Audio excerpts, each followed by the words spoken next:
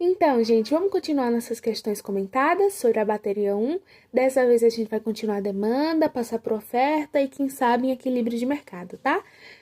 Vamos lá. Da função demanda, aí a gente tem a função em unidades monetárias, deduzir a escala de demanda individual, B, a curva de demanda individual e C, qual a quantidade máxima que esse indivíduo sempre procurará da mercadoria X em determinado período de tempo. Bora lá. Vamos para a letra A.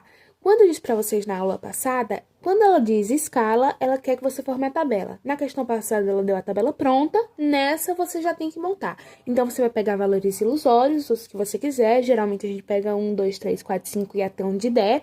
Então, você vai colocar 1, 2, 3, 4, 5, 6, pegar cada um desses valores, colocar na fórmula de demanda e tendo os seus resultados, e assim formar a tabela, tá? Já na letra B, ela quer que você monte a tabela, que você pegue, ou que você monte o gráfico, que você pegue os valores da tabela e coloque no gráfico. Lembra que quando ela te pedir um gráfico na prova, você tem que sinalizar tudo. Então, você tem que colocar os eixos de preço e de quantidade, indicar que é de preço e de quantidade, colocar os valores certinhos, colocar as curvas, indicar o que são as curvas, tem que fazer tudo certinho para ganhar todos os pontos, tá? Na letra C, a gente tem que observar um negócio, que é a característica do gráfico de demanda. O que é que acontece? Quanto menor o preço da coisa, mais a procura dele, mais as pessoas vão querer comprar. Em linhas gerais, tá? A gente não tá falando de Gucci, a Super Power, que quanto mais aumenta o preço, mais as pessoas querem. A gente não tá falando disso. Em linhas gerais, quanto menor o seu preço do produto que você consegue vender, mais as pessoas vão querer, porque vai estar ganhando em relação aos concorrentes, tá? Então, a curva de demanda vai ser decrescente, vai ser sempre inclinadinha para baixo. Ela vai ser reta nesse caso específico porque é uma função afim, mas ela pode ser do jeito que você imaginar, mas sempre decrescente. E o que a questão C pergunta? Qual a quantidade máxima que esse indivíduo sempre procurará? Ou seja, o máximo que esse indivíduo vai conseguir comprar daquele produto. Por que, Alice, o máximo? Porque o dinheiro dele vai acabar? Não, porque o produtor não vai conseguir diminuir o preço mais que isso, entendeu? Tem uma hora que o preço chega a zero e que a coisa não é mais uma venda, né? Tá mais para uma doação. Então, no gráfico, isso vai ser quando a linha encosta no eixo de quantidade. Ou seja, significa que o cliente chegou no máximo de quantidade de coisas que ele pode comprar e que o produtor chegou no limite mínimo de valor que ele pode estabelecer, tá? Então, na primeira você forma a tabela, na segunda você pega os dados da tabela e coloca no gráfico, na terceira você vai ver, conforme o gráfico, em que momento que a curva de demanda encosta no eixo de quantidade. Em que momento o produtor não consegue avançar mais, não consegue comprar mais do que aquilo. E vai explicar o porquê. Vamos falar de oferta? Vamos lá. Da função oferta específica, e aí ele dá a fórmula em dados de unidade monetária, deduzir a escala de oferta do produtor, a curva de oferta do produtor, o que foi mantido constante na função dada e qual o mínimo preço para induzir esse produtor a iniciar sua oferta da mercadoria X no mercado. Você vai seguir a mesma linha da demanda, tá? Você vai pegar essa função, criar valores ilusórios, geralmente 1 para cima, colocar nessa função e formar uma tabela. Dada a tabela, você vai pegar esses valores e colocar num gráfico, indicar todos os elementos, fazer o gráfico certinho, e aí na letra C, ele pergunta o que foi mantido constante na função. Bom, como esse gráfico está relacionando preço e quantidade, só o preço e a quantidade que ele está vendendo, o que é que muda? Ou melhor, o que é que não muda? Os recursos produtivos, tá, gente? Considerando todo o resto constante, e ele só mudando a quantidade que ele está fazendo e o preço, ele ainda tem os mesmos recursos produtivos, terra, trabalho, capital e tecnologia. Já na letra D, a gente precisa voltar e analisar como que é um gráfico de oferta. Ao contrário da demanda, quanto mais aquilo é caro, quanto mais aquilo está valorizado, está vendido a um preço alto, mais os produtores vão querer ofertar aquilo, porque está dando lucro, porque está tendo como vender, entendeu? Então, ela vai ser uma função crescente. Então, enquanto a curva de demanda cai, a curva de oferta sobe. Por isso que a pergunta é um pouquinho diferente. Qual é o mínimo preço para induzir esse produtor a iniciar sua oferta da mercadoria X no mercado? Ou seja, qual o preço mínimo para ele começar a vender? Gente, o preço mínimo é quando nesse quadrante a linha começa. Então, nesse caso aqui, desse gráfico que eu montei, aqui começa aqui em cima, um pouco mais em cima da origem. Então, aqui ele já tá tendo um ganho desse produto. Qualquer ganho é ganho, entendeu? Qual é o mínimo ganho que ele começa a vender? Nesse ponto aqui. Se esse ponto fosse assim, começasse no R$1, então R$1 é o mínimo preço que o produtor precisa para iniciar a venda. Se ele começasse na origem, isso significa que qualquer valor acima de zero gerará um retorno para o produtor. Vocês conseguem entender? Então, é só observar o gráfico que você montou, ver onde é que ele começa, se é na origem, se é acima da origem, mas a partir daquele ponto, qualquer valor que ele colocar, ele vai ter um ganho. Então, se for começar na origem, qualquer valor acima de zero o gerará retorno financeiro. Como a gente não está tendo uma conta complexa, como ele não está dizendo quanto custa os fatores de produção, a gente não sabe quanto de lucro, mas a viabilidade está aqui. Vamos para a próxima questão.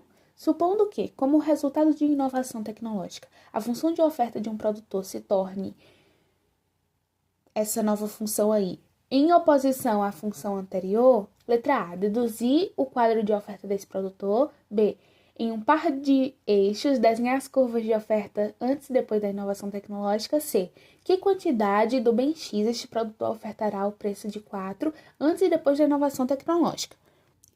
Você vai fazer o mesmo que nessa tabelinha aqui, ó, em que a gente tem antes e depois. Só que no caso você vai fazer para oferta, tá? Então você vai fazer preços em valores ilusórios, depois QO antes e QO depois. Aí você vai formar a sua tabela, depois você vai montar um gráfico todo bonitinho com todas as informações. E aí na letra C ele pergunta: que quantidade do bem X esse produtor ofertará ao preço de 4 antes e depois da inovação tecnológica? Você já vai ter essa resposta na sua tabelinha, mas a gente vai fazer aqui o cálculo, tá? Antes ele tinha menos 40 mais 20 vezes 4, que no caso isso dá menos 40 mais 80, que dá 40. Antes ele comprava 40 unidades. Ou melhor, ele ofertava 40 unidades, né? Que é uma função de oferta. Agora ele tem menos 10 mais 20 vezes 4, ou menos 10 mais 80, que isso dá 70. Então, antes ele vendia essa quantidade aqui, agora ele vende essa quantidade aqui, tá certo? Vamos pro próximo. Essa coisa aqui fica mais cansativa, né? Você fazer tabela em todas, gráfico em todas, e aí só depois analisar, mas vamos lá. Existem 10.000 indivíduos idênticos no mercado para a mercadoria X, cada um com uma função demanda dada por tananã, e 1.000 produtores idênticos para a mercadoria X, cada um dos quais seguindo a função tananã. Letra A, determinar a função demanda do mercado e a função oferta do mercado para a mercadoria X. Vamos fazer cada um primeiro, porque senão vamos embananar tudo, tá? Vamos se embananar todo. A gente tem a função demanda e a função oferta. A função demanda tá dizendo para um único indivíduo, só que na verdade a gente tem 10.000 indivíduos. E a função oferta tá dizendo para um único produtor, mas na verdade a gente tem 1.000 produtores. Então, na letra A, ele quer que você determine a função demanda do mercado e a função oferta do mercado, ou seja, não é do indivíduo, é do mercado. Então, você vai fazer a função demanda vezes 10.000 e a função oferta vezes 1.000. Na letra B, ele pede determinar a escala de demanda do mercado e a escala de oferta do mercado para a mercadoria X. E a partir daí, encontrar o preço e a quantidade de equilíbrio para a mesma. Olha aqui a palavrinha escala, significa que ela quer a tabelinha. Então, você vai colocar os preços ilusórios, certo? E com as novas funções que você montou, considerando o mercado e não o indivíduo, você vai pegar esses valores, colocar nas funções e fazer mais uma escalinha para demanda e mais uma escalinha para oferta, tá? E aí você vai determinar o preço e a quantidade de equilíbrio para a mesma. Como a gente consegue ver nessa tabela aqui, nesse gráfico aqui que eu coloquei para vocês, a gente tem a curva de demanda decrescente, a curva de oferta que é crescente, e aí a gente tem o equilíbrio. O que é equilíbrio? É um preço pelo qual eu não tenho falta nem desperdícios. Então, vou colocar uns valorzinhos ilusórios aqui. 2, 4, 6, 8 e 10, 3, 6 e 7. Então, vamos para esse caso aqui, tá? Eu tô vendendo a R$3 o meu produto. O que isso gera? A R$3 eu só consigo ofertar 2 unidades de produto. Quando, na verdade, as pessoas vão querer 10 unidades de produto. Ou seja, tem excesso de gente querendo e pouco produto. Nesse caso aqui, eu vou vender a R$7 o meu produto.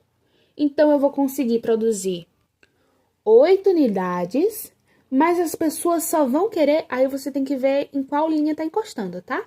As pessoas vão querer só 4 unidades, ou seja, eu vou desperdiçar produto, vou ter que jogar produto fora, considerando que é um produto perecível, né? Então, nesse caso aqui, a gente vai ter desperdício, no caso, excesso de coisa ofertada. E nesse aqui, a gente vai ter gente procurando o produto que não tem, excesso de demanda. O que seria o equilíbrio? Significa que eu produzo e tudo que eu produzo eu vendo. Que nesse caso é o de R$6.